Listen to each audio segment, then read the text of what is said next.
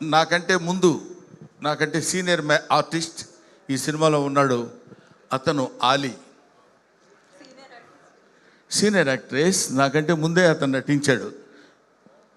A stands for Ali and B stands for Brahmanandam. So అన్న ఫంక్షన్కి వెళ్దాం రా అన్న అన్నాడు. మేము ఇద్దరం ఇక్కడ ఏబీలో ఎలా ఉంటామో ఇంటి దగ్గర కూడా విల్లాస్ మా పక్క పక్కనే 34, 36 అట్లా ఉంటాయి అన్నమాట. ఊరుకో చిత్రం సీన్ అని చెప్పాలి కదా.